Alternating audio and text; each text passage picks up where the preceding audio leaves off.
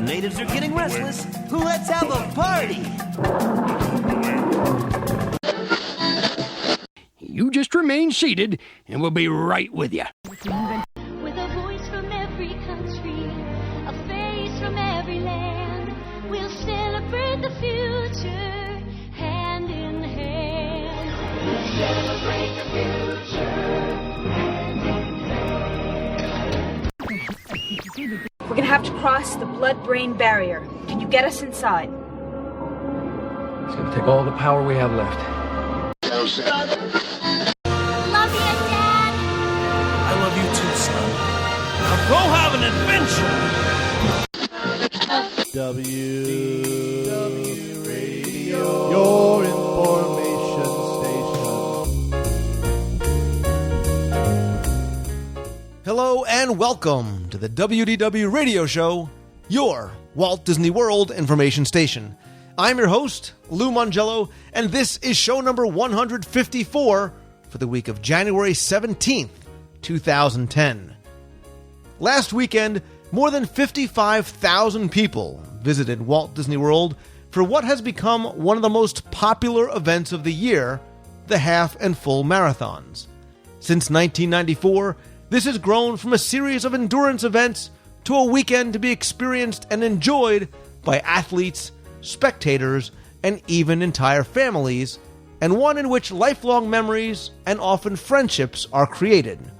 So this week, I'm joined on a roundtable discussion as we recap the recent events and hopefully inspire you to visit in the future.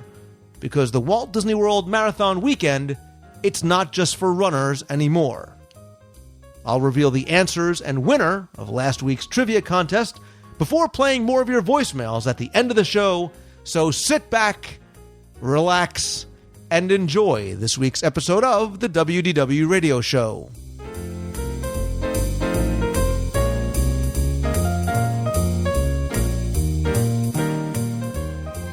You know, any wish is possible.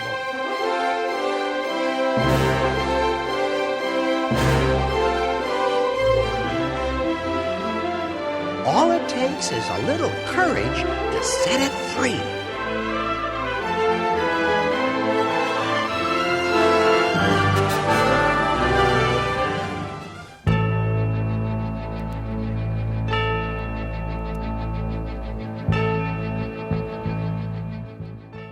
Last weekend, more than 55,000 people descended on Walt Disney World, as many do year after year, not specifically for the holiday decorations or great deals on room rates or even the food, but instead to not even take in an attraction, but to run, and run a lot, because the Walt Disney World Marathon Weekend encompasses a series of endurance events, including the Disney Half and Full Marathons, the Disney Pixar Up and Away Family Fun Run 5K, kids races, the Health and Fitness Expo, and so much more.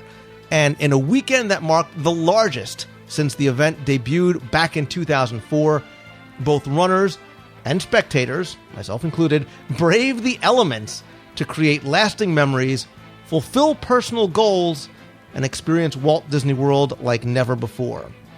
And over the years, I've noticed a subtle yet important shift in the weekend, and that's why I'm calling this segment the Walt Disney World Marathon Weekend.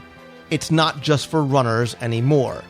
So this week, we want to look back at the event and really the weekend as a whole, as it is so much more than about running a race, and maybe even introduce you, the listener, to the idea that, yeah, it's not just for athletes, but for everybody and for friends and entire families as well. And of course, that means I can't and I should not do this alone, so I've brought in not just participants in the half, the full, and the goofy events, but those who enjoyed the weekend as spectators as well. And again, no particular order than ladies and alphabetical first. You know her as co-host of the decade at this point. Lori, you definitely got your money's worth. And one of the most dedicated and or insane runners on the course, the lovely Miss Lori Burke. Thanks, Lou. I work on these intros for like weeks, just so you know. Oh, that's good. So let's see, B, then C. Mary Jo Collins. You know her from D23 and Storytime with Mojo. A runner, a goofy runner, as I might add. Mary Jo, welcome back. Thank you, Lou. I'm so excited to be here to talk about my favorite Disney activity, Disney running. Is that really your favorite Disney activity? Definitely. I mean, that's how I get down there. It's my excuse. Girl, you need to party with me She more. runs down there? How long does it take? I need to talk to you about the joys of Disney cuisine. So that's... I need to talk to her about the joys of airfare. That's how I get down there. She runs down there. Wow, that's impressive. So B, C, D, Valerie Drew is a good friend and cheerleader for the WDW Radio Marathon team and so supportive wife to the guest that's to follow. But first, Valerie, welcome back. Thank you. It's now, the last time you were here, Valerie, was Food and Wine, right? Yeah. See, so you understand. You've got the real reasons to come down. I have many reasons. Well, one of which is to follow your husband from Food and Wine, my dining buddy, and really one of the goofiest of runners, the other half of the Drew family, Steve Drew. My friend, welcome back again. Thanks, and hi, everybody. Hello. And I'm sure you all know, and I've just heard from frequent guest and friend of the show, the Disney Daddy, Chuck Lionberger. He's a runner and a father to budding young participants as well. Yes, I have 3 kids who have which now, after this weekend, have said, we're going to run in the half with you. My middle child is dying to run in the half marathon now. Wow. Yeah, we're gonna talk all about this whole thing, and really, I've talked about on the show on a number of occasions, past experiences when we were training, when I was going to first run the half marathon with my wife back in 2007, to the experiences afterwards, and even the strategy as a spectator. I covered that back on show 99 last December, and this week what I wanted to do is obviously talk about what is an amazing experience that I think we're all going to attest to. But I want to not just recap the events for us personally, but I want to help people understand that this weekend really is not just for athletes and runners. It really is a total family experience, whether you're coming on to cheer on friends or family members or even complete strangers. And Chuck, I thought maybe we would start off with you, because I think when we talked about the marathon in the past, we didn't talk about that sort of whole familial experience, not just having Chuck's poor wife and kids stand out in the freezing cold, which we'll get to, but your kids can run as well, because there's a Mickey Marathon, Kids Fest, and a family fun run. Chuck, tell us about how old your kids are and what you guys did on the days before the half and the full marathon. Sure. I have 3 kids, 2 boys and a girl. Girl is now 8, actually celebrated her 8th birthday the day of the half marathon. Also a 9-year-old and now a 12-year-old. So, 10-year-old and 12-year-old. We won't tell them that you forgot their ages, but move on. The ages are changing. Depending on when you listen to this conversation, the ages are changing that rapidly. There is, over the weekend, it's called the Marathon Kids Fest, and there's a number of different races that take place on Friday and again some on Saturday, from some different distance races like 200 meters, 400 meters, things like that. They even have one called a diaper dash, which is for really small little kids. And then there's the Mickey Mile, which, as it's named, is a 1-mile race that runs through the now ESPN Wild World of Sports Center, and is a really cool race. There were a lot of kids signed up for this Mickey Mile, and you run through some of the ball fields and then down on the lower half of the milk house, hang another right and come back around, and you finish right in the track stadium there behind the milk house. And it's a big event, and there are a lot of people that sign up. And I'll tell you what, if you want to see some budding runners in the world of running, you might see them at this particular event. The one kid who came in quote unquote first, there are no winners in the Mickey Mile, everybody is a winner, but the person who first crossed the finish line did it in under 6 minutes, something like 5:40, 5:30, maybe somewhere in there. That's Steve Drew time. That's pretty fast. I saw that and I was floored. I was absolutely floored to see a kid, and it was a teenager, running and had beaten the 6-minute mile. Moms and dads, by the way, can run in this event too, although moms and dads don't get medals. The kids do get a medal per se. It's not a medal like the marathon or half marathon medals. It's a sort of a hard rubber style medal, but everybody does get a medal and a finish and a certificate announcing their finish and everything like that. So it's a great event. It's a lot of fun. It's a great excuse, a great reason to get down to Wild World of Sports and see that facility more than just if you're doing the marathon weekend to go in and grab your race packet and head back out to the next park, because the ESPN Wild World of Sports Center itself is really a beautiful facility, and the expo that is put on there has a number of great vendors with a number of different things to sell, to buy, just things to learn about. Again, Sharpie, who was one of the big sponsors, had a whole area where they had these large signs that were just blank and give you Sharpies, and you can draw and create signs to cheer on your favorite runners. And they just did that free. I mean, there wasn't a cost to do that. You could just show up, sit down, and make out as many as I wanted. And this is what I really like about this, is that for all the kids that can't run in the half marathons, remember, this is for kids who are 13 and under. I believe you have to be 14 to run in the half and the full marathon. I mean, it literally goes back. There are dashes for the 7 and 8 year olds and 4 and 6, but it does go back to the infants who are 12 months and under, who have the diaper dash crawl, which I think is just very cool.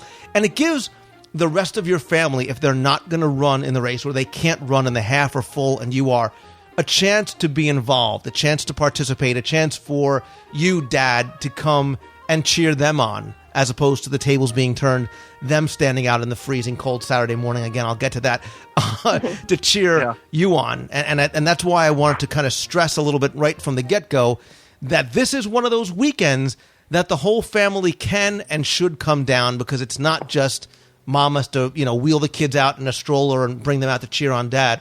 There's stuff to do on that Friday, and you really can make when you're going to pick up your race packet, you can make a full afternoon out of it. Yeah. Hey, Chuck, I had a question for Chuck.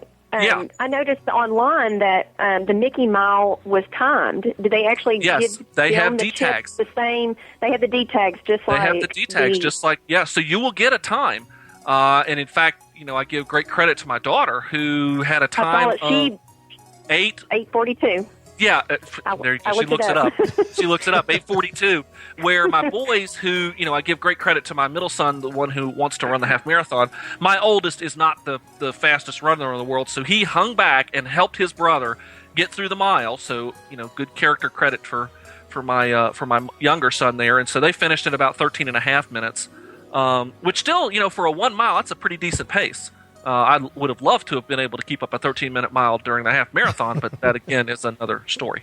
Hey, it wasn't my fault.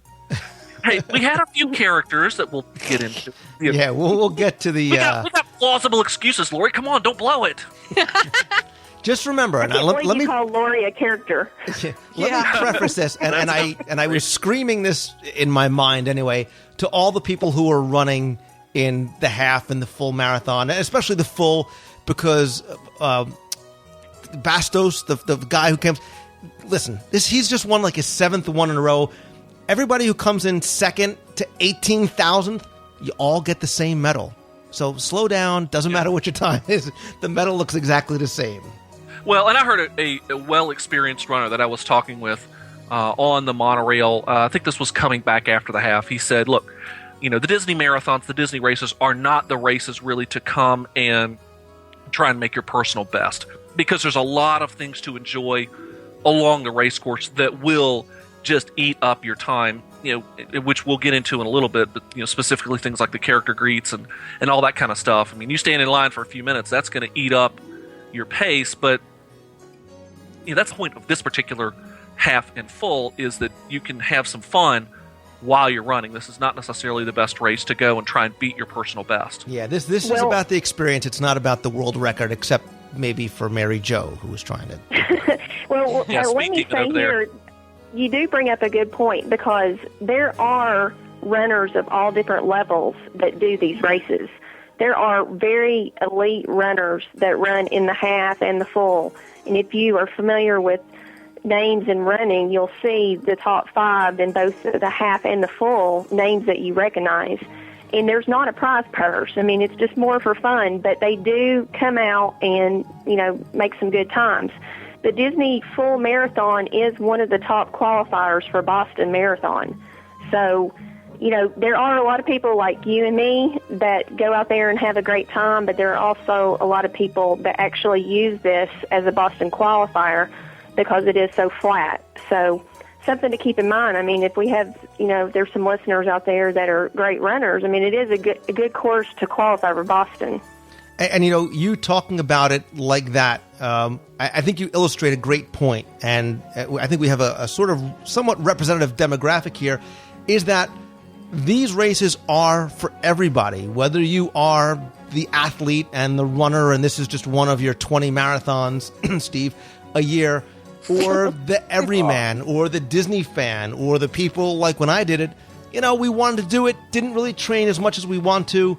So, like Lori, now, Mary Jo, obviously you're talking about things like Boston qualifiers and some of the names for running. So, running for you is something that you didn't just do for the race. Chuck and Lori, this is something that you guys, I assume, weren't runners beforehand. You started off with things like the Disney World, Lori, the Disneyland, the half marathon. That was sort of the motivating factor, obviously, was that it was in Walt Disney World. Right. Oh, yeah. This was my very first distance run of any sort. I'd never run a 5K. I'd never run a 10K, a half marathon. As I said, I used to practically take the car to go to the end of the driveway to get the mail.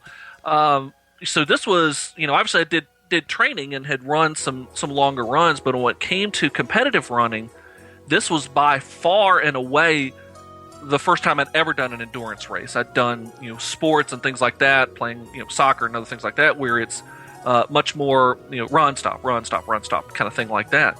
But this was my very first, and I wanted the first to be at Walt Disney World for a number of reasons. But number one, Lou, because you said it's in Florida and it's flat. Yeah, and now, it's Lori, same usually thing for warm. you. What warm? Yeah, Where? I mean, I mainly did it because you did it, but Well, that's I true. don't do any other races unless they're like at Disney. Yeah, They're just not as fun. I said to myself, if Lou can do it, I can do it. Yeah. No kidding. No kidding. But Lori, but you last year did it for the first time, correct? Yeah, last year was the first time. And you enjoyed it so much that you not only did the half marathon this year, but you did the half in Disneyland. You also did Tower of Terror, right? So you've started to do a lot of the Disney races. This has sort of made you a Disney runner. Yeah. I call myself, I'm the non-runner runner because I don't really run to run. I'm not a good person to train. I train a little bit here and there. But, I guess you could call me a Disney runner because that's the only place I run at. And now, Steve, you were you're the oddball, and I mean that affectionately, because you were sort of dragged into this by your wife, the huge Disney fan, but you've run before in the past. Actually. Stop blaming me. Yeah, you're not going to get away with not getting blamed for this, Lou. Yeah, Lou, this was all on you, buddy. I hadn't run since gym class in 1977 up until 2 years ago. So I got suckered into running because you could do it, so I had to do it. Yeah, it was that I said, I'm going to Florida in January. We're going to go to Florida in January to cheer on my friends Lou and Deanna Mongello. And he said, that crazy internet guy that you talk to all the time. And I said, yeah. And he goes, well, I'm not going unless I'm running. And so I came in and I signed him up, and I came back into the living room and I said, okay, you're running. So it is all your fault, Lou. So, yeah, I've only been running for about 2.5 years now, but I'm in now. It's a tradition. So I just keep on running. Yeah, but you train at home and you run in the snow. I mean, I did it as a goof. You're like hardcore. No, that's the one where you run the half and the full. Yeah. The goof. So... Yeah, he's been goofy for 2 years now. Yeah. Yeah, I know. But the half marathon 2 years ago was the very first race I was ever in, just like Chuck, and I wanted it to be that way. I didn't want to do a local race and kind of spoil the moment, so I was glad I did. And you have, and like Lori and like Mary Jo, you enjoyed it so much that you wanted to come back and do it again. Exactly. And you plussed it up. You continue to keep plussing it up by going So I'll from... keep doing that as long as I can. Not away, big guy. All right, so let's talk about the race weekend itself. Obviously, Friday, a lot of people went. They picked up their packets. They have the traditional carb-loading meal and get to bed early. And this year, and we've all been alluding to it, was different because, really, of the unseasonably, and by that I mean, oh my God, it's bitterly cold Florida weather. But still, 23,000 people come out Saturday morning to run the half marathon. Tell me what, now you guys as runners, what was that like for you the night before and that morning, waking up and at 2 o'clock in the morning and getting hit with 30, 32 degree weather? And somebody came to me that morning with their iPhone and said, I live in Florida and I have my iPhone and I didn't know what that symbol was on the weather app. Oh yeah, it's sleet. Oh, Yeah, I'll tell you yeah. what, the story actually starts even before Friday.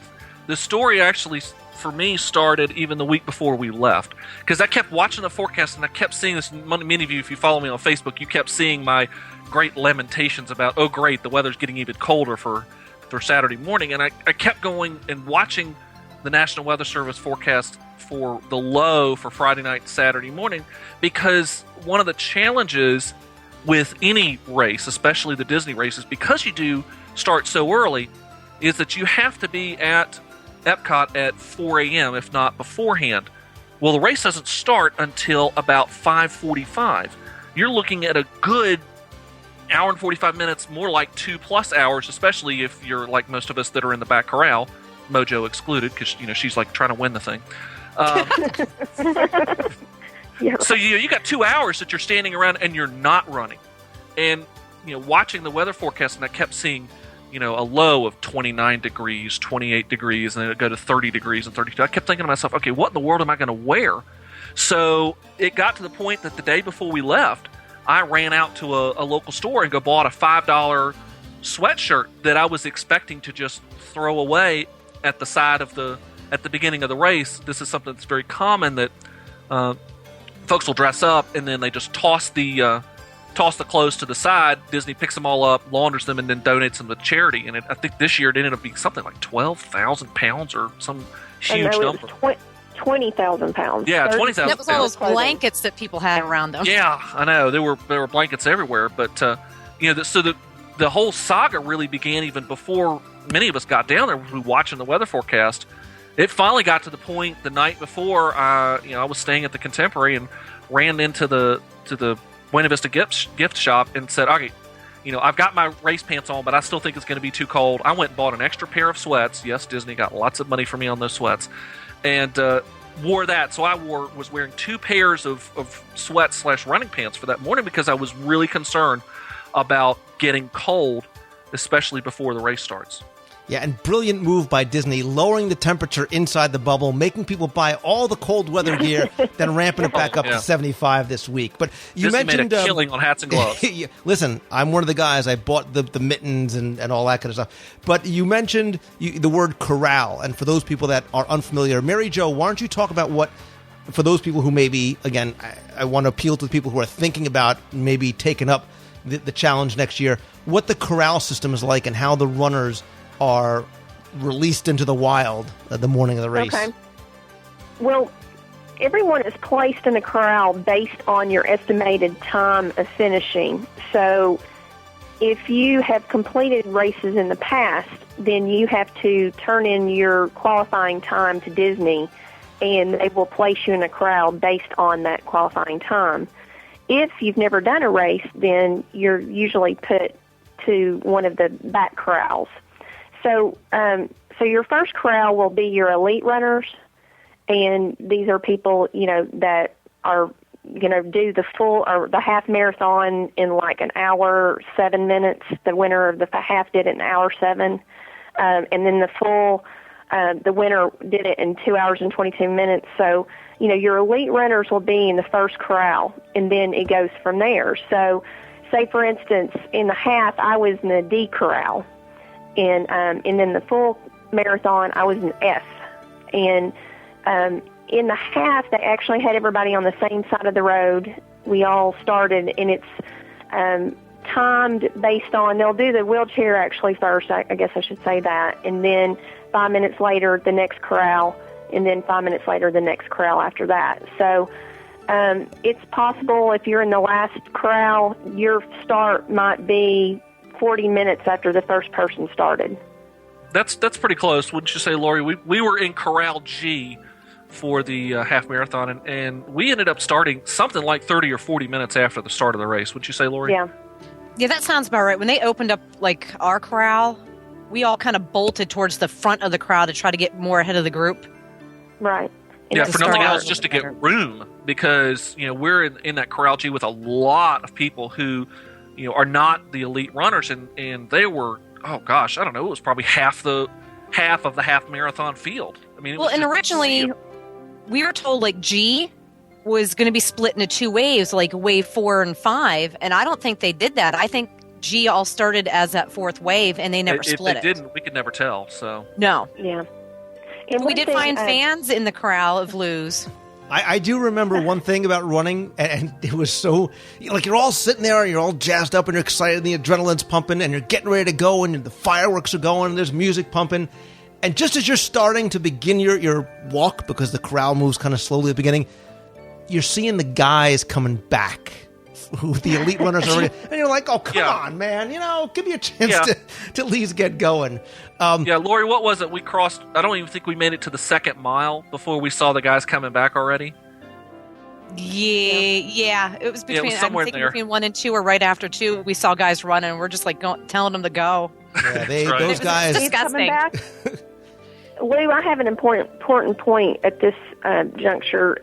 One thing that Chuck kind of alluded to earlier was the D tags, and people might not know exactly what that is, but it's a chip that's a good point. that you put on your shoe, and you may think, well, man, I'm going to be just totally out of it if I'm starting 40 minutes after the first people start. But the tag, when you go over the starting line, is when your time actually starts. So no worries. Even if you're in the very last corral, you still potentially could, do very well in the race. But your time just starts as you go over that starting mat, and then your time ends when you go over the mat at the end. So in addition to the different split points, which will help for those people who are following you, which we'll get into a little bit as well. Right. So. You will have a time at the end of the race when you look at the official results. It'll say clock time, and that's your time plus whatever time the difference between the time you actually started and the time that clock actually started, and then your actual chip time, if that makes any sense. Now, also connected to this is you can actually sign up on the live Disney website to follow your runners. So those D tags also help us as spectators follow you. And it will send messages. It can send messages to a computer at home if it's family that's at home to see where you're at in your race and your time. But it also will send it to cell phones, so that we can know, oh, he just went past, mile 3. He should be here any minute now. So that the people that came to see you know when to expect you, which is also very nice. Yeah, even includes an estimated pace, which is nice. Yeah, for those watching to wait for runners to come by in certain spots, that's very helpful. Although it was way too early in the morning for me to be, trying to calculate kilometers versus miles versus where they were on the course. So I just was waving and yelling to everybody. I just called everybody Steve and Lori. In Casey's. Right? That's right. So real quick, from the runner's perspective, obviously, a big reason why we do this, as we said, is because it's in Walt Disney World, and it's not just, okay, you get to run through the Magic Kingdom, but along the course, the entertainment and things that are on there is such an important part of the experience. Lori, talk a little bit about some of the things that Disney has along the way that really, especially when you're hitting, 500 feet, you start getting tired, that Disney does to really encourage you along the way? Oh, they do all kinds of things. I mean, there's DJs out there. There's high school bands, cheerleaders. I run with my iPod, but it's still kind of good that when you get to certain points, like I'll turn it off and listen to like what they have going on. And they're cheering for you. The closer, you get into the parks and you got, people are cheering on Main Street, which is just amazing. But then you got like your characters like through the parks. Like I ran with Chuck. I guess we didn't talk about that. Chuck and Mitch and I all ran together and we stopped at the Tea Party and got our picture with like Mad Hatter. I didn't see Princess Tiana, but like Prince Naveen was out. There was Tiana, Naveen, and also Lewis was out there. Oh, that's right. Yeah, Lewis was out there. My best one was seeing Jack and Barbossa. Yeah, that was the only time Lori really ran. Was as soon as she saw Jack, she actually ran. I was so waiting to fall too. I'm like, I am going to run and I'm going to hit some piece of ice and I'm just going to go down on my face. Yeah, I get that. That's also probably a good place to also just backtrack for a second here. That when we all, as I said before, had to get at Epcot at 4 a.m. Well, at 4:30, we're all in this pre-race, get up. There is, by the way, the pre-race party, which we didn't really talk about, but this is a separate ticketed event that you're inside, and boy, it would have been nice to be inside for this particular one because I imagine they had plenty of heaters. But there's, food, there's special meet and greets and all that kind of thing, couches for you to sit in and all that. We were outside just in the milling about area, and the Green Army men started showing up and kind of emceeing things, and they said, "Oh, what is that, a snowflake?"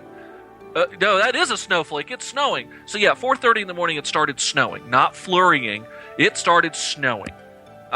Snow in Florida and starting a half marathon. That was a lot of fun. But it actually, Lori, and Mary Jo and Steve, it kind of gave us a little bit of something we really had to watch out for because we had wet pavement, but you did have to kind of watch out for those slick spots.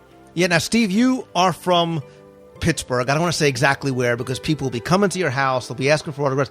But you're from the Northeast. So for you, how much of a factor did the cold weather, more importantly, at one point it was kind of sleeting a little bit and snowing. How was that for you running the course and even prepping for it early in the morning? Well, actually, the worst part was in the morning. But once the race started, didn't notice the cold really much at all. I took off my sweatshirt and threw it off the side of the road right at the start of the race. And, once you got going, it was probably actually good because I sweat a lot and I kind of stayed nice and cold for the race. So didn't mind it until after the race when you're got that thin foil on you and you're overheated and you just want to get back to the room, but you do a lot of standing around. That was probably the worst part for me. But it was even colder, in my opinion, the second day. I don't know if you're just sick of the cold at that point, but what Chuck said, the water stops the day of the marathon. It was a little colder. We actually got Powerade slushies and Dasani ice water, which it was kind of cold the first few miles, but it tasted good towards the end of the race. But people quit throwing their water down right. Yeah. And there was water at the water stops because a lot of people take a sip and throw it on the ground. So as they went along, started throwing it more to the side because that was slick in spots near the water areas. Oh, the first hour and a half, it was like especially during the marathon, the first hour and a half, it was just solid sheets of ice at the water stations. I think I was quite a bit back from you, Steve, so by the time all the people ahead of me had thrown the water down, it made for a nice sheet of ice. It was pretty scary, actually. Yeah, it would be. It was 29 degrees when you guys started, so it would freeze real fast. Yeah, and there's no rock salt in that in Florida, that's for sure. They're not throwing rocks all down. They threw sand down in a few of the places, but I never did see it. All the volunteers, which were so fabulous, just kept on telling us, go slow, and people were kind of shuffling through those areas because it really was dangerous. Well, I mean, this was the coldest marathon in history, so. We were concerned for you too, Mary Jo, because I was watching after Steve had gone, and my kids went off to do their thing, and I kept watching, and I every now and then would yell out, "Mary Jo!" Maybe if you ran past, I'd see you, and you'd hear me or something. And then finally, I think Deanna texted you until she got a response because we were concerned that we hadn't seen you and we hadn't heard from you, and we thought maybe you went down on the ice. So we're glad even that the you made it to updates the weren't end. updating 'Cause Yeah, I was sometimes the text messages and nothing was coming across, and I'm going, "What happened to Mary Jo? I haven't had like an update since mile 5." Yeah, it's not a I foolproof kept sending system. texts to you too, Lori. Have you heard you from were Mary asking Jo? me.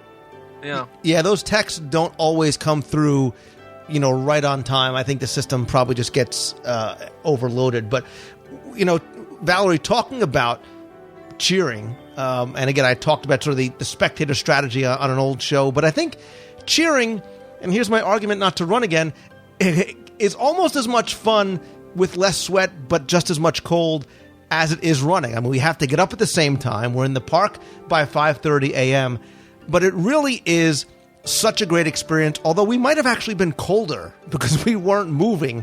We sort of parked ourselves.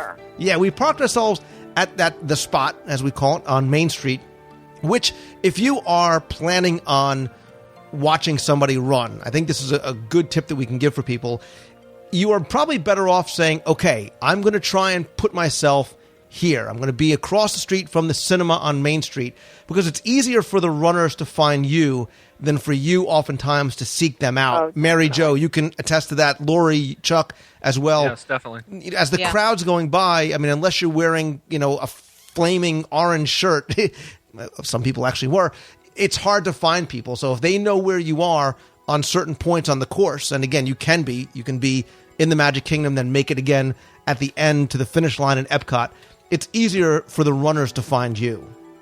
And year after year, we've tried to identify our Disney World Trivia or WDW radio runners in specific shirts, thinking, the first year, we'll be able to see them in yellow. And then you realize, about 50% of the people that run in these races wear yellow shirts. So then, we tried something different. And then this year, we're in WDW Radio Blue. And, of course, this year, everybody's got coats and sweatshirts on. And so we're still kind of, trying to look through and see, and then we had the blondie bands for our runners, which was nice because, up on the top of the head we had the blue, and we were able to try to find them. But you definitely have a point there, Lou. I think making sure that if your runner knows where you're at, it's a little bit easier. The only caveat to that is that the spectator needs to make sure and stay in that spot. Lou. Yeah. Instead of getting coffee. True. All right, Mary Jo, let's take for a second, because you obviously need to tell your story about how dedicated you were to try and find people that were cheering for you, and it goes to how important it is to have people out there cheering. You so wanted to win this race and beat Bastos or whatever his name was. Tell us what happened as you came onto Main Street USA, arguably, probably for the runners, the best part of the course when you make that turn and there's that reveal of the castle and the crowd right there on freezing Main Street. Oh, definitely. I this year, unfortunately, did not have any family that was down for the race, like the real blood family.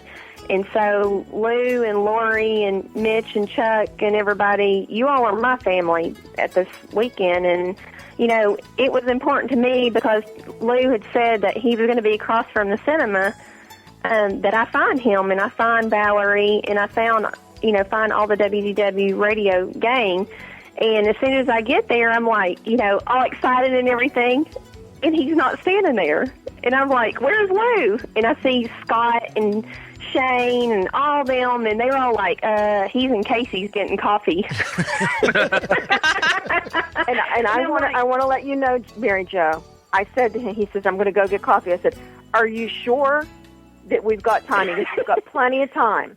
And then I turn around, not even 5 minutes later, Mary Jo goes, Valerie! And I went, hi! And I take pictures, and she goes, oh, where's Lou? I said, he's getting coffee. So she takes off down the street after Lou. Go ahead. Yeah, so, I just wanted to show my dedication to Lou, and I thought, I may be the only person that will ever go off course to actually find Lou Mongello in a half-marathon race. But I did it. And I still finished in time. That's just so sad. Yeah, it was sad because he's like the only person, looking for me. He wasn't even there. And I felt bad because when I walked back from Casey's, look, I'm no idiot. I walked through the Emporium because why should I walk out in the cold? And I was strolling. Yeah, and I actually was looking on the sidewalk to make sure you weren't walking back on the sidewalk, and I didn't see you. And you were making sure that I just wasn't hidden by the taller people in front of me. I understand, but we were able to. You came off the course, and we were able to meet up again in front of Casey's, and I appreciate you doing that. You cutting into your record time to come and say hi. I know it. It shows how important it is. I got 5th place instead of 3rd. That's right. There you go. Now, see, then you had my husband and Mitch's wife and our friend Lee, who sat in the Grand Floridian until they thought it was closer to the time to come over to the Magic Kingdom to cheer for us. And then they were in the spot. So then we had to find them. But good thing Betsy had a big sign that said "Run for the Rum" because it's the only way we found them on Main Street. Yeah. Then you have it on my side. I was going to say it's a good point to mention to spectators that Lou and other people, you never know when people are going to be coming, right. And it's a good idea to kind of hang out until you see them and then go get the coffee. Because some people are faster and some people are slower, but I guess I thought it was kind of a compliment because I thought, well, maybe he didn't think I would be here that fast. I thought that I had missed you. I can't make up an excuse. I was really cold. How do you think it was for all of us? I think you were doing great time, Mary Jo. When I turned around and saw you, I went, "Wow, Mary Jo's already here." Well, see, I'm used to Lori texting me from last year, cursing me out on mile 3. I can't believe you made me do this. As a matter of fact, we were worried that Lori wasn't on the course this year because she wasn't texting us. Right. We were a little worried about you. Oh. Well, we forgot you were drinking rum. Yeah. I think that's a story from some other time. Yeah. I think the important thing here is that certainly it's so important, and I knew this when I ran / walked / crawled through the half marathon, how important it was for people to be there cheering you on. Now, the one thing I do have to say about this year that it was probably an unintentional disappointment, but something for Disney to maybe think about next year was that when I was running, and Steve, maybe you can say too, the first time that you ran, I guess it was also in 2007, it was so exciting and encouraging to be running by random faces in the crowd and then saying, "Hey Lou, hey Steve, hey Deanna, come on, you guys can do it," because they could read your names on the bibs. They were very easy to read. This year, they were white on an orange background. You really couldn't read the bibs as people were going by.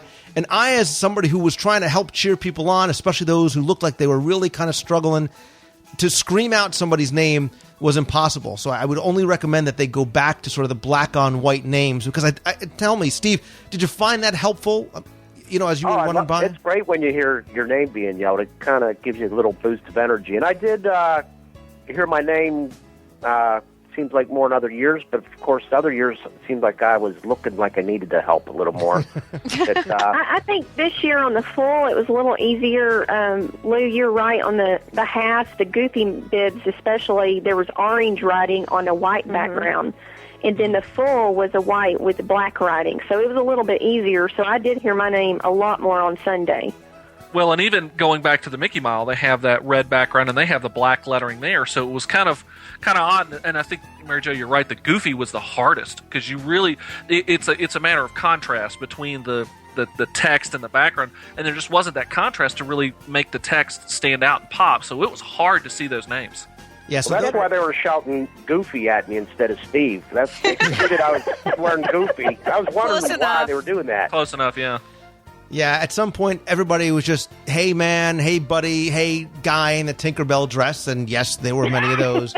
Yes. Come on, you can do it, whatever it might be. So. Well, also, then you went back, fell back on the, "Go Ohio State" or "Go Steelers," whatever their shirts happened to say. Mm-hmm. Or their jackets this year, I guess, if you wanted to. Mitch and I ran in kilts, and we got a lot of people in kilts. Yeah, go kilt people. There you go. Kilt people.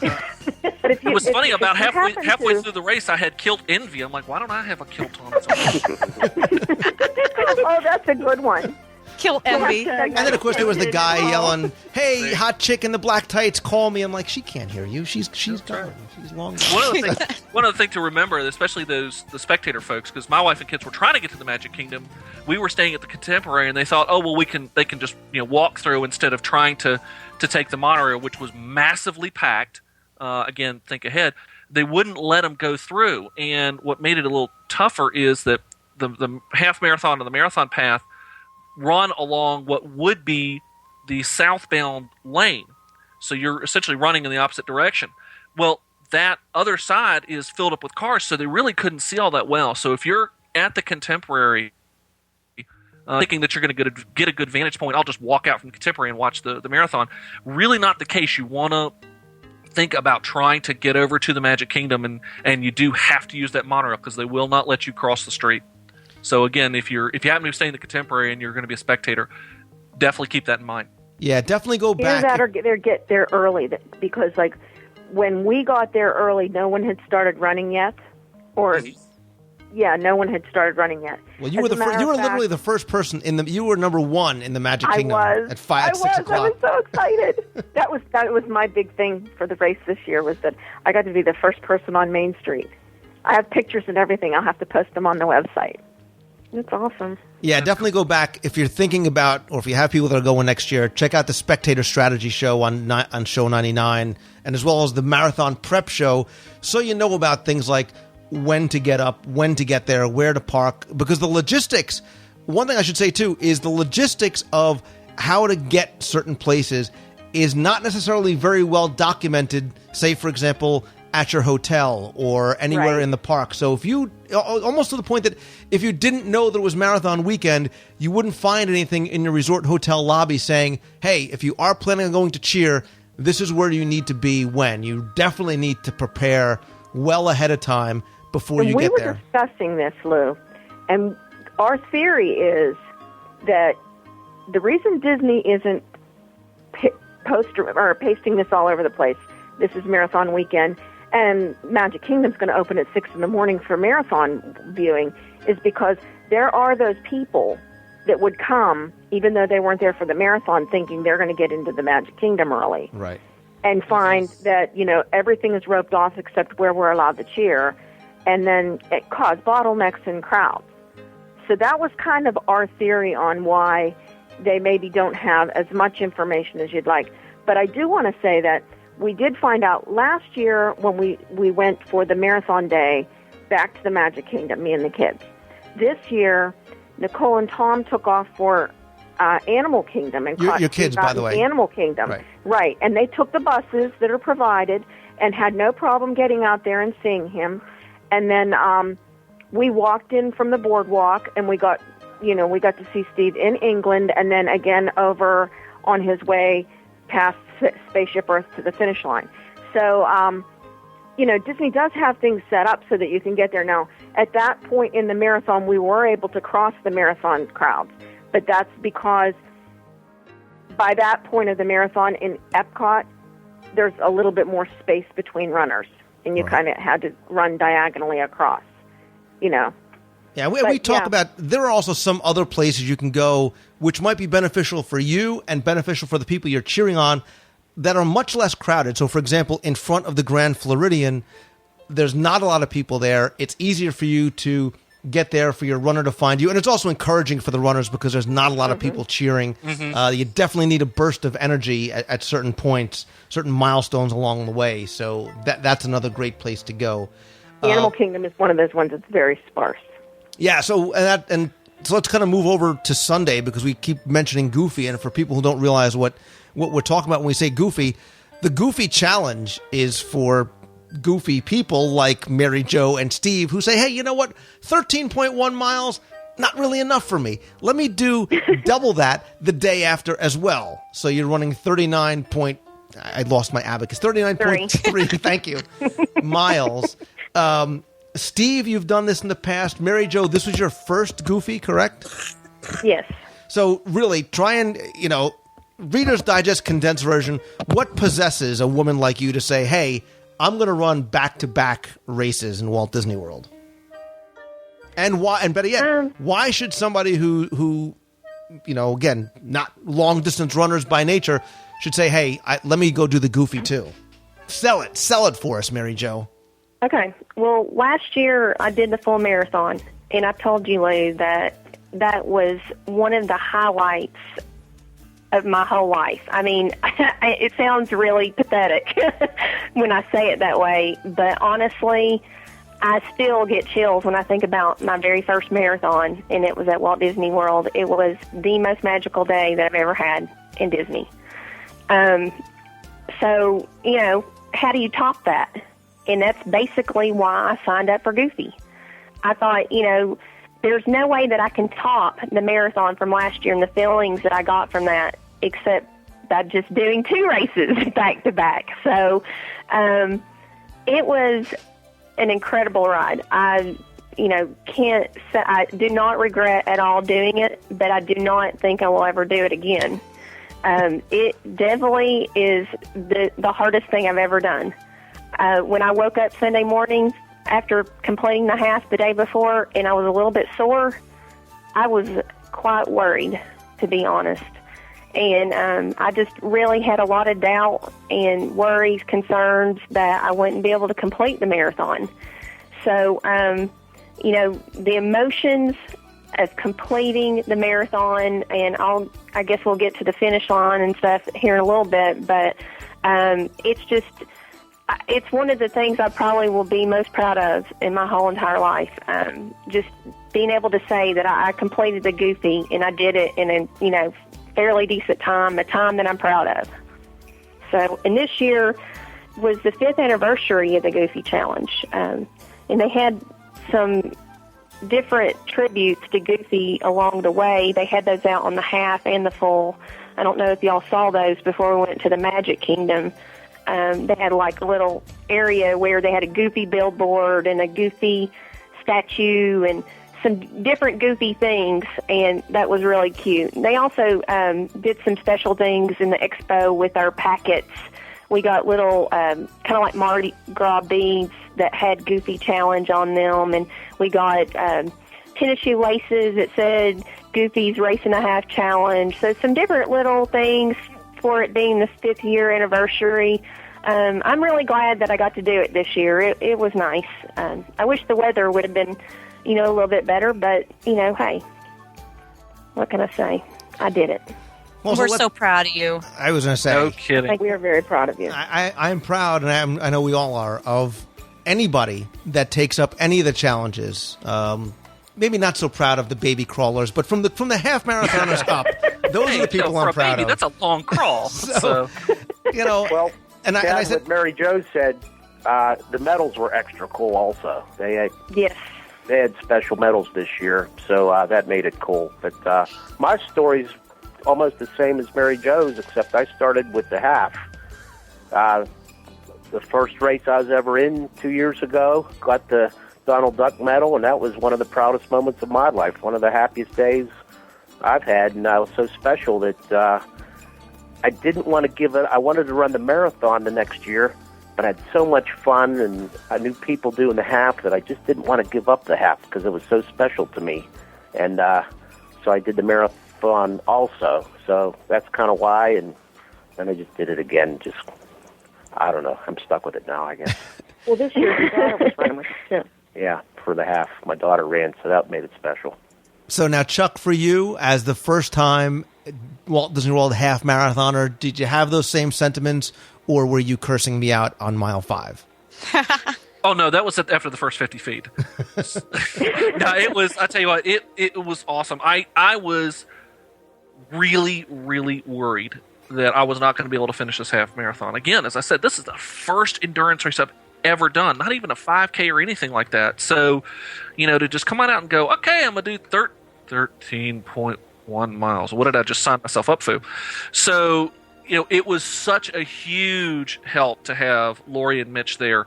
They may have thought that I was helping drag them along. They were actually helping drag me along the whole way. And, I don't know if I could have done that anywhere else but Walt Disney World, because there was just so much energy, so much excitement, and so many great things just along the side of the road, especially during, for us running half, that long stretch from leaving the Magic Kingdom until you made the turn and got into Epcot. That's a long stretch that there's really not a whole lot going on per se, like park or anything like that. But Disney put other things along the way. Again, there were a couple of character meet and greets along the way. There were bands playing. There were all this kind of stuff that was going on. So when we finally saw that finish line, That was that was such a special moment because I knew I had done it. I knew that I'd set out. I wanted to make this achieve this accomplishment. You know, it was one of those things on kind of the bucket list, although the bucket is way away, hopefully. But I really wanted to make this happen. And when I saw the finish line come into sight, you know, I was tired, but I almost wanted to, you know, kick it right up and just sprint across the finish line.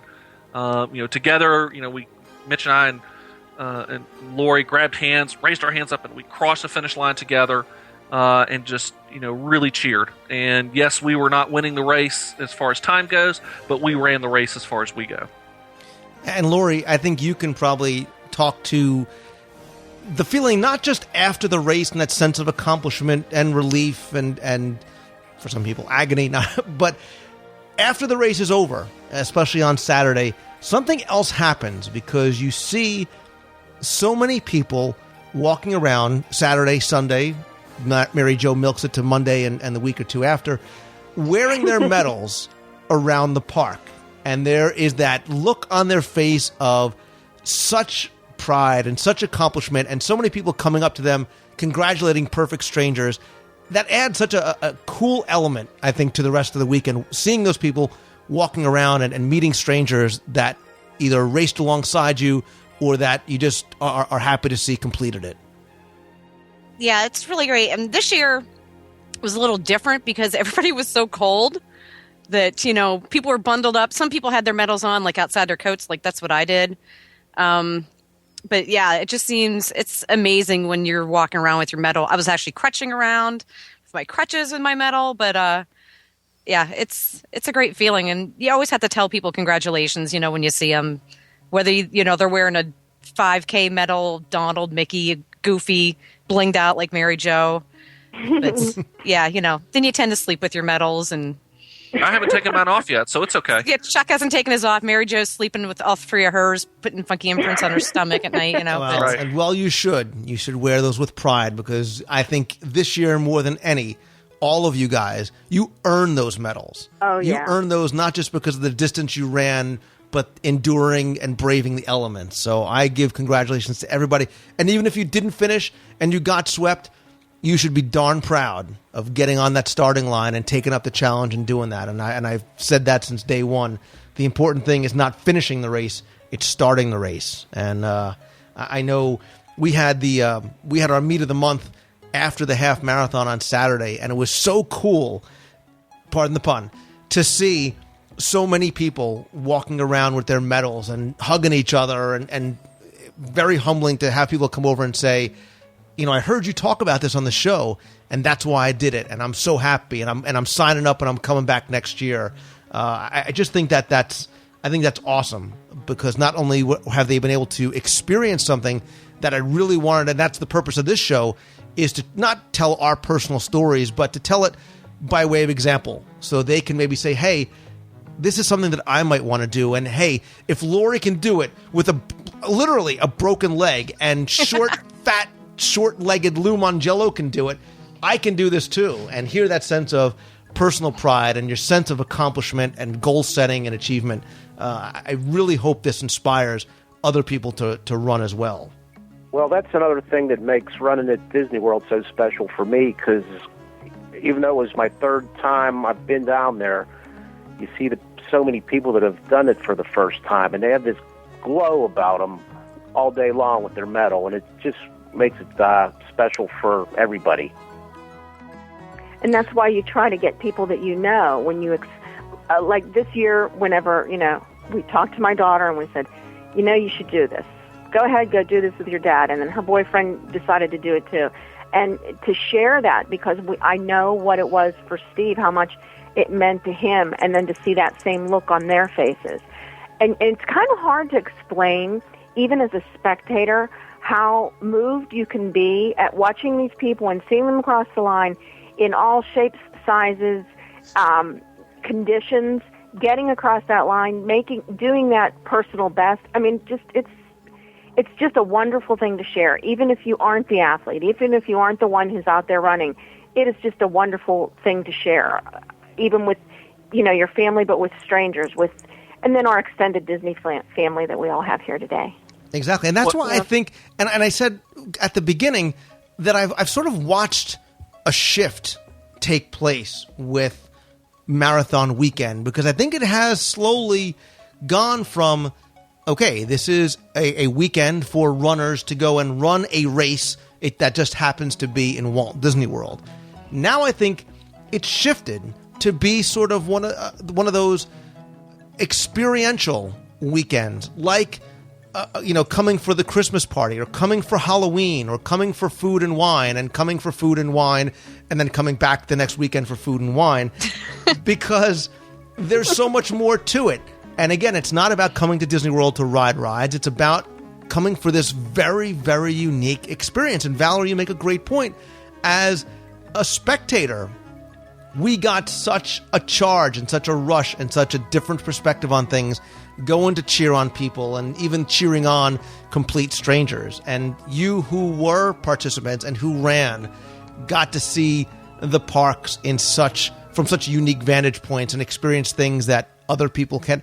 And anybody can do this. And I mean that sincerely. Really, if Lou Mongello can do it, anybody can run these races. And that's why I hope people say, hey, you know what? I've done a lot, but I've never done this. And take up the call, train a little bit just so you don't get hurt, but come out and try these races. There are some incredible stories. Yeah, go ahead. I was just going to say, in addition to what Lou's saying, absolutely, I've run a lot of races around town and in my state, and there's a lot of elite runners that run in these local races, but I would say that Disney races are the most friendly to all shapes and sizes, runners, walkers, any combination of thereof. They are very friendly to everyone, and there are a lot of races that I've run in, and if you walked, it would be frowned on. So I really congratulate Disney on providing a venue and races that are so accommodating to all people, all shapes and sizes. And I just think it's fabulous that it motivates people to get to go to, the happiest place on earth. In order to do that, they want to get in shape and, run one of the races down there so they can have that unique experience and be around those unique characters and rare characters that you don't see, or combinations of characters that, you never see in the park or very rarely get to see. So I really applaud Disney, and I think it's gotten a lot of people out running and walking, doing things that they wouldn't have normally done. So, yeah, and as I was getting ready to say, there's also just so many wonderful stories that we saw, not only from the half marathon but also the full. There was one soldier who was in his training, and he ran in full gear, combat boots. How he ran in combat boots, I don't know. Plus with a 25, 30-pound pack on his back. And he did the full marathon that way. And he was running to bring support to his fellow soldiers in Iraq. There was another that I saw that was a firefighter. Again, running in full gear with the tank on his back, the hat on and everything. And he ran the marathon that way. Again, just some incredible people that you see running, not just to get the achievement of the marathon, but also running for a great cause, which again is part of what we here, did, running for the Dream Team. Right, and that's something I wanted to point out too. Was there are so many reasons to come and run, whether you are a runner and you want to compete or try a new race. Look, you talk about stories. There are so many people that I know that we all know, and other listeners probably know, of people who said, hey, I'm going to set myself a goal to get myself in shape, or to stay in shape, or lose weight and focus on my personal health. And I know people who have done it and have set the goal and have lost, literally, over 100 pounds so they can do this. And they finished the race and they didn't get swept. And I'm telling you, there are guys I know that I hugged at that meet last week that I was so proud of that did it. And if that's your motivating factor, even better. Other people, it's achieving personal best times. But Chuck, I think you mentioned something that I wanted to definitely touch on, was the charitable aspect and the good that comes from these races on so many different levels. Mary Jo, you mentioned how Disney donates all that clothing that was tossed aside. Chuck, you illustrated it's brand new. That was thrown aside. That's going to people that really need it. So many individuals and groups and websites like ours and so many others that raise money in their own ways to benefit so many good causes. The marathon weekend itself, through Disney, benefits the Leukemia and Lymphoma Society, which is dedicated to fighting blood cancers. They create awareness for it. They can make donations to it. You can actually still go to DisneyWorldMarathon.com. I think you can still do. You still might be able to make donations. I think they raise about $7 million with Disney and Team in Training. Everything from individuals to communities to large organizations. It's such an important part, and so much good comes out of this, again, on a personal level and sort of on a global, community level as well. Yeah, Team in Training, they have individual coaches that will work with runners and actually help them through the training, and then during the course of the race will be out on the course cheering all the Team in Training members. And that's really neat to see. So, and you see a lot of the purple jerseys out there on the course for sure. Yeah, there are a lot of them. We've done some things this year and in years past to raise money for the Dream Team Project. I'm certainly, as next year's marathon and some of the other events approach, we're going to talk some more about some things that we're planning on doing to ramp up those efforts, to allow you, the listener, to be part of the WDW radio show running team and to help raise money. We raise money for the Make-A-Wish Foundation of America. So very important to me and everybody else who's part of it. And again, too, there's other races. If you say, hey, look, this might not be for me, or hey, I've done the marathon and I love this and I've done the half marathon. There's so many other events throughout the year you should look for as well. In addition to the marathon and the half marathon, which again is going to run in early January 2011, there's also other races as well you can run this year and next year. There's the 5K at ESPN the weekend. These themed races, I think, are done wonderfully. There's the Princess. If you want to do a half marathon, Steve, you want to dress like a princess, the half marathon weekend is March 5th through the 7th. The Expedition Everest Challenge, which a bunch of us have participated in the past. This year they're moving it to June. Interesting movement of that. Bring your poncho into the middle of the summer. Bring your water. Bring your flippers. Yeah, bring your canteen.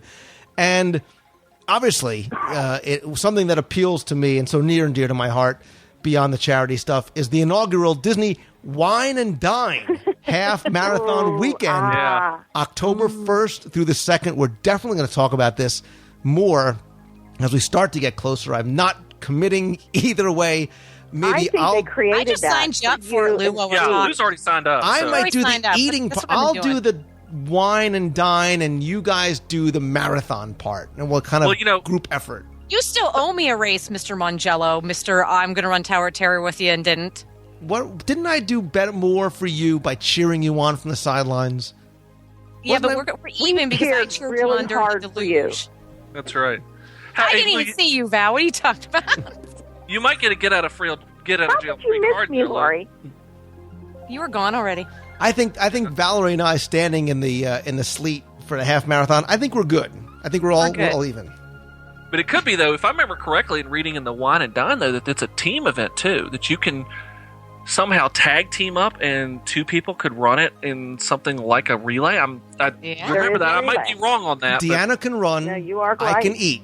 Yeah, and I so think two people could split it up. We might actually be able to win this thing. So the way it works is you and I run the first part, then we go wine and dine while Steve and Deanna finish. Yeah, we have to look. We have to look more into the wine and dine a little bit more. So, before we wrap up, there was one other thing I wanted to thank all of you for, which was a nice little sort of plussing of the weekend for me. I hope it was for you as well. We always do the meet of the month. We did the first one actually after last year's half marathon, which was a lot of fun. Push came by.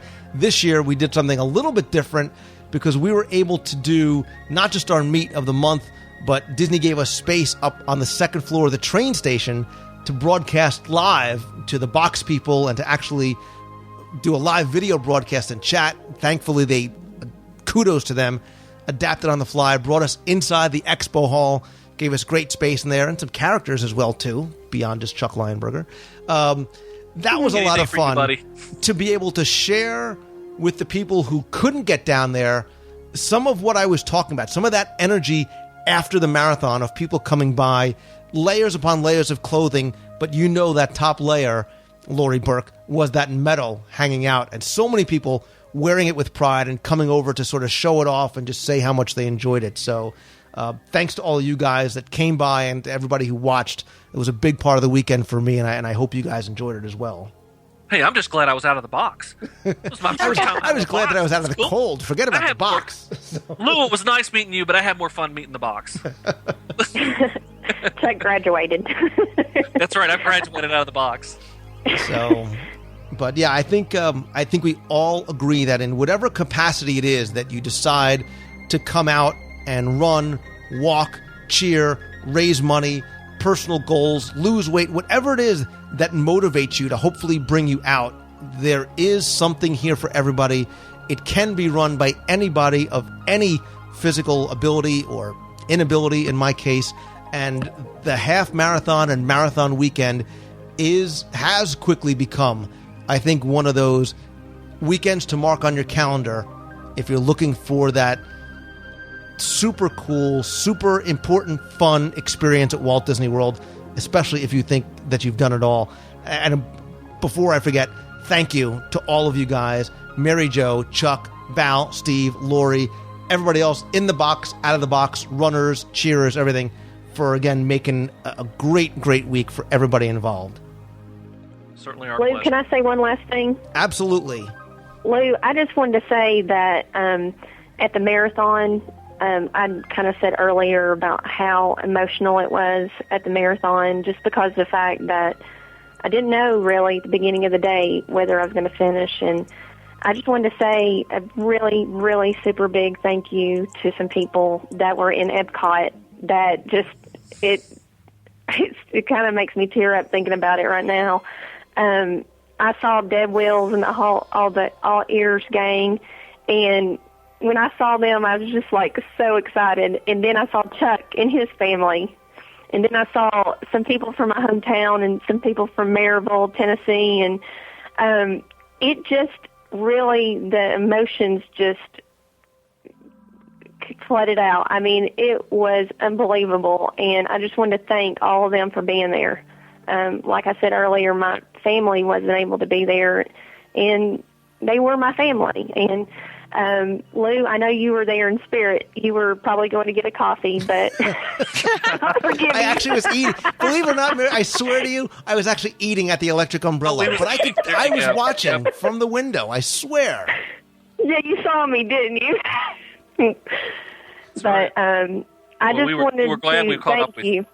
Yeah, that was just, I don't know how to explain after when you've run 39 miles, and I had probably 0.2 left at that point, and you see all these people that you've been talking to online for a whole year, and I had been cheering on Deb online for the half, and talking with Chuck about all the conditions for the race, and talking about the race the whole year long, and just seeing those people at the finish line was just more than I could possibly handle.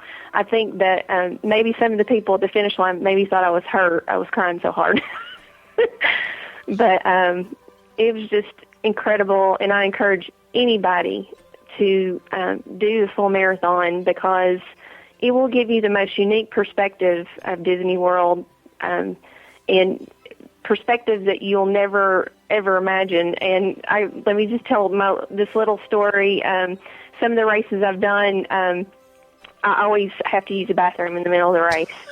And thank you so much for sharing. Really, what a way to end. I was hoping you were going to cry. I was hoping you were going to cry for a little podcast gold, and you say you need to use the potty. So every time I take my kids, every time I take my kids to the parks, I'll say, that bathroom right there, I went into that bathroom during the half marathon or during the marathon. They'll be like, Mama, so what? But it's kind of like, you have kind of like connections with things that you never would imagine. Like I'm, connected to that bathroom forever because I remember going there at mile 13 or mile 17 or whatever.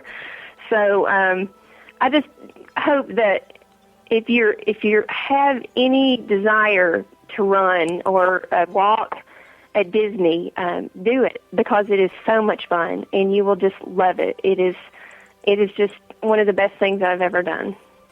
Well, registration is open now. If you're thinking about it, now's the time.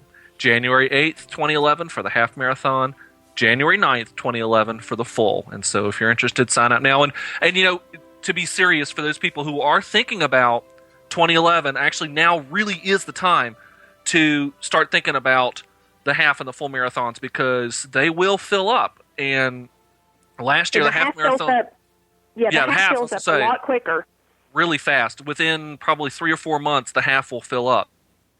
So, you know, if you're thinking about it, better to register sooner than later, because if you kind of hem and haw and then, come July or August, think to yourself, yeah, I'll go ahead and do it, you might not have that opportunity, because it might be full. Very true. Very true. And you could always make up an excuse and back out if you have to. Lori, then Val, then Steve, any parting words that hopefully don't involve toilets? Yeah, Lou. Well, Lori, there is pirates, but that's another story. First, you have to give a big shout out to all the Disney volunteers. They're amazing, from registration through the race to the end of the race. It's just amazing how much work they do, and it's appreciated by the runners, and I'm sure the spectators also. And one thing that made it special this year, this is our third year going down, but this is the first year that there were still Christmas decorations up. And I don't know if they're going to continue doing this, but that made it extra special for us, because we've never seen Main Street decorated in the Christmas trees, so that made it nice. And one final thing, I went to Disney World to do the Goofy over the weekend, and I gained 11 pounds. I don't know how I did.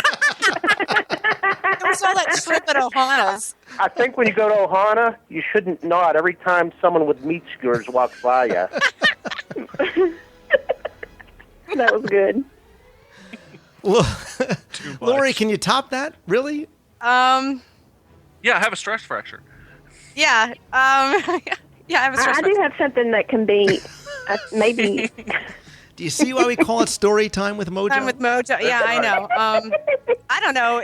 I think if I can do it with a broken leg, anybody can do it.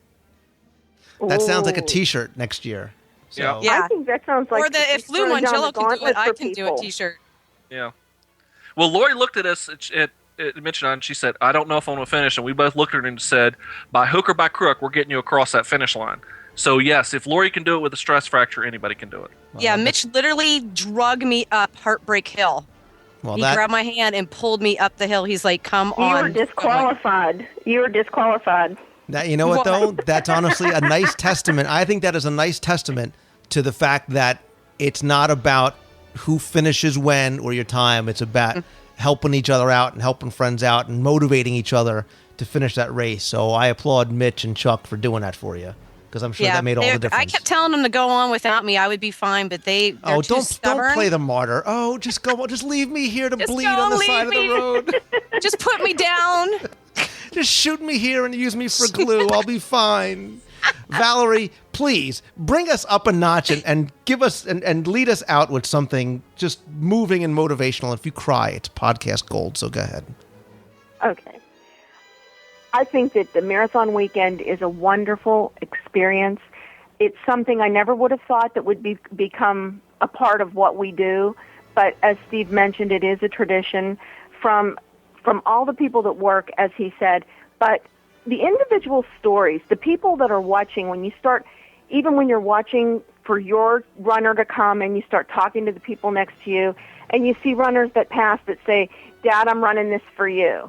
Or, something that says, with Deb and the Avon, breast cancer awareness and, all of that. It's just such a moving experience, and it's something that you don't just share with your family, which, we have extended that by bringing our children into the running experience too. But sharing it with your neighbors and with strangers on the monorail and such, it's just a wonderful experience. Right down to the very first half marathon that Steve ran.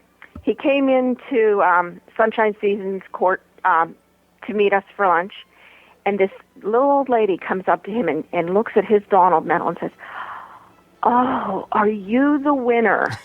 And it was just like, they're all winners, and it was just so moving to me. It's just a wonderful weekend, and I'm just really glad that it's part of our traditions now.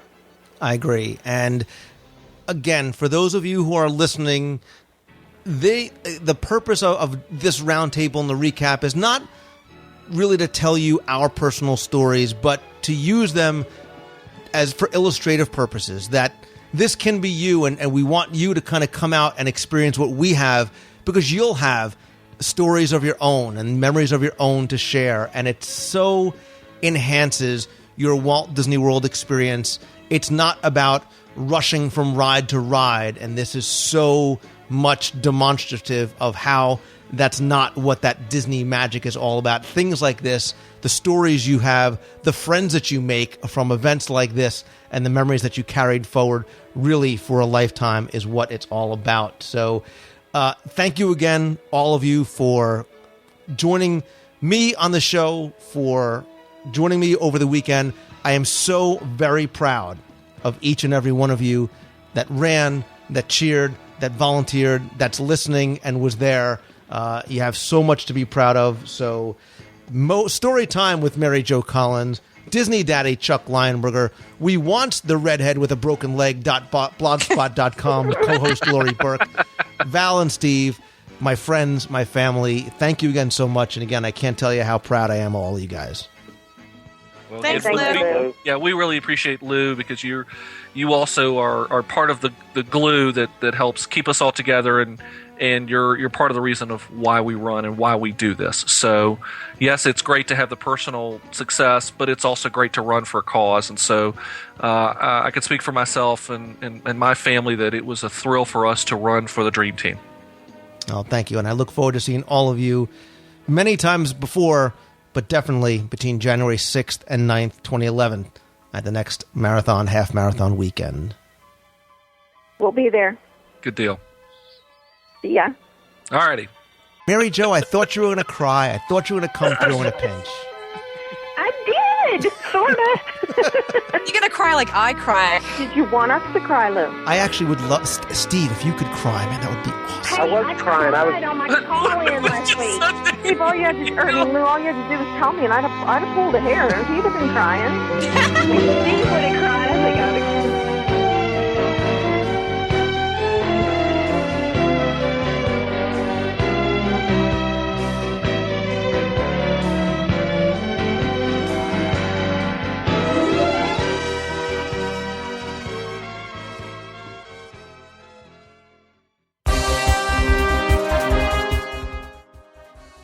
It's time to announce the winner of last week's Walt Disney World Trivia Contest.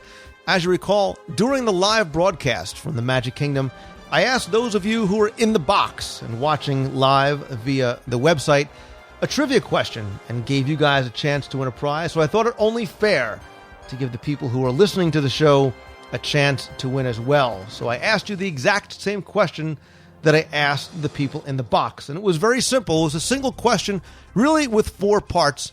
And the question was this.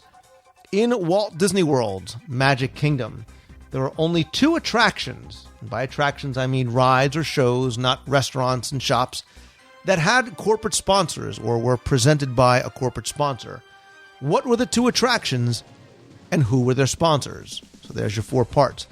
So the 2 attractions were Mickey's PhilharMagic and the TTA. Mickey's PhilharMagic is sponsored by longtime Disney sponsor Kodak. The TTA, What Way People Move for to You and Me, is currently sponsored by Alamo. And so what I did was I took all the correct entries, and all of you are very much up on your corporate sponsorships or checked your most recent Walt Disney World Magic Kingdom park maps, and from there I randomly drew a winner.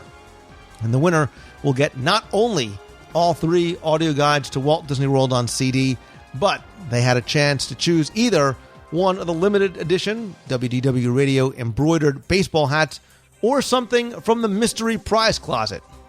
We have a few things in there. Last time I gave away a $25 iTunes gift card. This time, who knows what the mystery prize might be.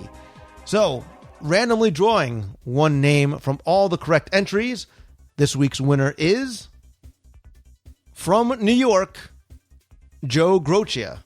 And Joe, like pretty much everybody else who sent in their entries, asked for the mystery prize, along with the audio guides to Walt Disney World. So, Joe, your random mystery prize from the overflowing mystery prize closet is The Rocketeer on DVD. Hope you're not disappointed. If you want the baseball hat instead, let me know. I'll send that to you instead. But I will get your prize out right away. Thanks to everybody who played. Hope you guys enjoyed that and maybe learned something along the way as well. Stay tuned for another trivia contest or What's My Line or Name That Disney Tune contest coming very, very soon. Thanks again for playing.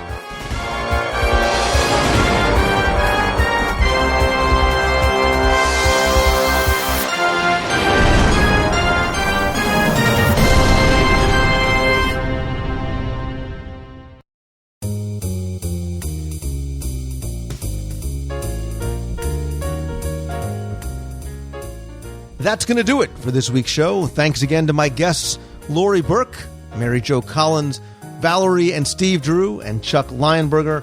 I'll put links to their websites and blogs if they have them in this week's show notes. Thanks again to everybody who I met and who joined us at the Meet of the Month and live broadcast last weekend at Marathon Weekend. We had a great time as we broadcasted for the very first time ever live video and chat from the Magic Kingdom. Had a great time. Thanks to all who came out, braved the cold, and were able to find us over at the Expo Hall once we moved venues. We'll definitely do that again in the very near future. Stay tuned for more on that as well as the next WDW Radio live broadcast. Don't forget that we're just about a year away from the WDW Radio cruise aboard the all-new Disney Dream, as we'll be taking off on February 27th, 2011 on Disney's newest, biggest, and most advanced ship. For more information, you can visit wdwradiocruise.com. We have a great big group of people going. Categories are beginning to sell out. So for more information, for photos, videos, and a form where you can get a free, no-obligation quote, again, visit wdwradiocruise.com. And to hear us talk about the cruise in detail some more, go back, check out show number 143. I promise in the next couple of weeks to get back to some of your emails and answer them on the show. And if you have a question that you want me to answer, you can email me at lou@wdwradio.com. Or if you want to be heard on the air, call the toll-free voicemail line anytime at 888-703-2171. Questions, comments, love hearing from you right from Walt Disney World. Be sure and visit the website at wdwradio.com. There you can sign up for our free new newsletter that'll be launching in the next week or two with lots of information, articles, links, exclusive offers, and so much more. Again, that's just the first of many new and exciting things that I've planned and that I've been working on for a long time. Can't wait to start revealing in the next few weeks and months. Definitely stay tuned. Come by the site for more, as well as new videos I'll be releasing this and in future weeks. You can also come by, follow me on Twitter, join the WDW Radio Show fan page on Facebook, and of course, come and participate in our fun, friendly, and very welcoming forums over at wdwradio.com. There you can also get my audio guides to Walt Disney World. Still have my holiday reduced price going on just because I'm still in the Christmas spirit, so I thought I'd keep it going a little bit longer. Individual downloads are just $5.99, CDs are $7.99. Buy all three and save $15.99 for all three. Main Street, Adventureland, and Fantasyland on download, or $17.99 for CD. There you can also get signed copies of my Walt Disney World trivia books on sale as well. Look for the shop link at the top right hand at wdwradio.com. Issue 9 of Celebrations Magazine is at the printer, so should be showing up in your mailbox soon if you're a subscriber. If you want to subscribe, order back issues, or contribute a letter, article, photo, or your time and talents in a variety of different areas, come by and visit the website at celebrationspress.com. Thanks as always to my partners and sponsors, including MEI and MouseFan Travel, All-Star Vacation Homes, and DVC by Resale. Links to all those sites, again, right on the homepage of WDWRadio.com. As always, my friends, if you like the show, All I ask is that you please help spread the word. Let others know about it. Go review the show over in iTunes. And once again, thank you for taking the time and tuning in, posting in the forums, on the boards, on Facebook, Twitter, everywhere else. I really, really do appreciate it. So until next time, remember, always keep moving forward and have a great, great week, everybody. See ya. Hey, Lou, it's Heather and Judy from Maine. Just calling in a trip report, having a great time down here at Disney World on Marathon Weekend. It's Tuesday, we're at the Magic Kingdom on the CTA. Not really enjoying the new spiel, but that's okay. We know things are going to be changing. And we took our time to compare, knowing this will be the last time we're going to be there before they start their refurb for Fantasyland. Anyway, thank you so much for your podcast and for your meet that you had on Saturday. It was great to see you. And thank you again. Bye. New Jersey. I wanted to add in on the special effects. One of my favorites is the whole Kilimanjaro Safari ride, how they did all the road in cement and to make it look like, in mud, but it's all made in cement. How everything's set up for the animals to feed, but you don't see them feeding. I mean, just the way they did that whole thing is amazing. The whole thing is basically a special effect. And my other one is it's not as elaborate in the Haunted Mansion as all the other ones, but just at the end when you take the ghost stone with you, there's just something about that every time. Me and the wife laugh about it. So, all right, Lou, Happy New Year to you, and it was nice talking to you, and you do a wonderful show. Thank you, and have a good day. Hi, Lou. This is Kenny Johns. I just wanted to thank you for your congratulations of our daughter being born on your podcast number 152. It was come right out of the blue. I did not expect it. Here I'm listening to it at work, and I just about dropped my everything and listening to hear you congratulate it. You probably got it on Facebook, but wherever you got it, I muchly appreciate it. Mother and daughter are doing great. She is awesome, and yes, she truly will be a Disney fan. Her room is already princess, and she's only 2 weeks old. And so I feel very, very blessed. And again, I appreciate it very much for the thank you. And I appreciate it. I have listened to you for 2 years. I've actually got every podcast you've got on my iPhone, and I love it. I appreciate it. Thanks a lot again. Bye-bye. Hi, this is Sammy from Michigan, and I just listened to your webcast about the favorite special effects, and my favorite special effect is that they can show movies on water and Fantasmic. Thanks. Bye. Yes, you did Twilight Zone, Tower of Terror, Lou. This is Glenn from Alabama. Just finished listening to another wonderful Top 10 with Tim segment, my favorite segment of the show. Good job to both you and with Tim, and you were getting close to the end of your list, and I was thinking, I can't believe he didn't say the Twilight Zone Tower of Terror. And then I was about to call and say, why didn't you say it? And you said it, and that was great. That's one of my favorite special effects, that hallway with the family and the window that floats towards you and then shatters into a million pieces. And so, anyway, I just wanted to throw in my 2 cents. Love that special effect. Love the show. Great job. Hope everything's going well for you and your family right now. Later. Hey, this is Tim Stenzel from Marion, New York. I agree with Tim Foster. I think that the Tower of Terror needs to have a chicken line.